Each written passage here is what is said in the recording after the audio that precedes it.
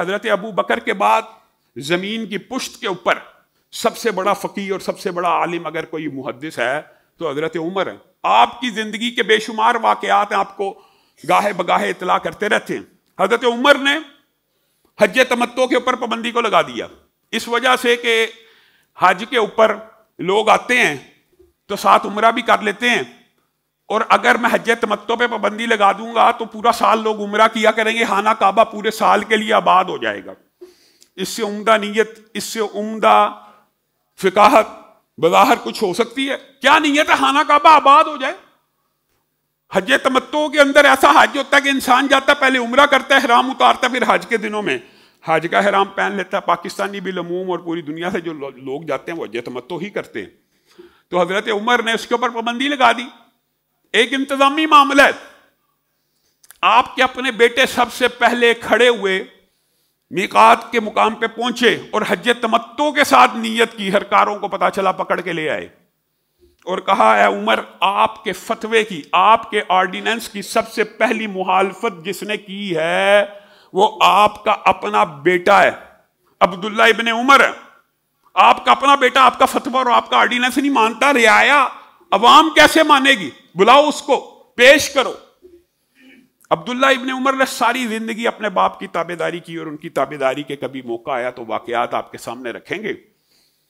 हमेशा गर्दन झुका के आए, कंधों को झुका के आए। आज गर्दन तनी हुई है, सीना भी चौड़ा है, कंधे भी उठे हुए हैं। हजरत उमर ने अपने बेटे के बदलते हुए तेवरों को देखा और आपको समझ आ गई कि आज मामला कुछ और है। कहने लगे, मैंने ऑर्डिनेंस जारी किया था, हज तमत्तो के ऊपर पाबंदी है, तू मेरा बेटा हो के सबसे पहले हज तमत्तो का ihराम मानता है, लोग मेरी बात कैसे मानेंगे? तो अब्दुल्ला इब्ने उमर ने एक बात कही थी जो मेरा और आपका मनहज सलीम होना चाहिए, जो मेरा और आपका अकीदा होना चाहिए।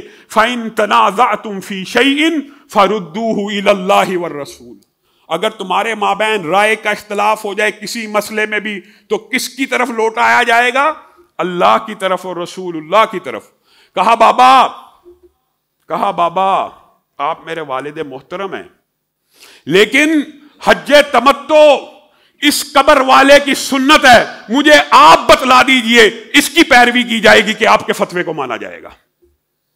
हजरत उमर की आंखों में आंसू आ गए, गर्दन झुक गई। कहा, अल्लाह तेरा शुक्र है, तूने ऐसा बेटा अता किया कि उमर अगर हिलने लगा, उमर अगर राह रात से मुतज़लज़िल होने लगा, पकड़ के मुझे सीधा कर दिया।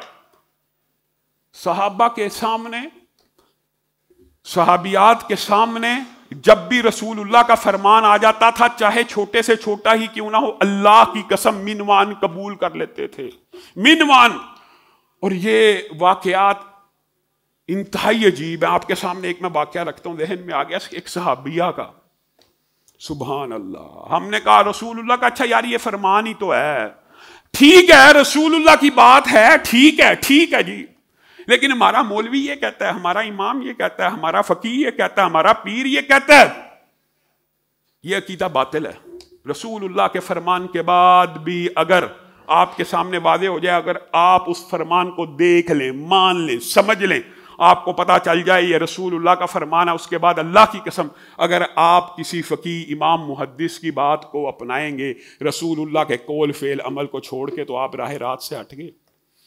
आपको किसी ने मुगालता डाला हुआ है कि रसूलुल्लाह के फरमान के बाद भी किसी राह को इख्तियार किया जा सकता है। रसूलुल्लाह का फरमान दीन है, रसूलुल्लाह की बात शरीयत है, रसूलुल्लाह का कौल फैसल है।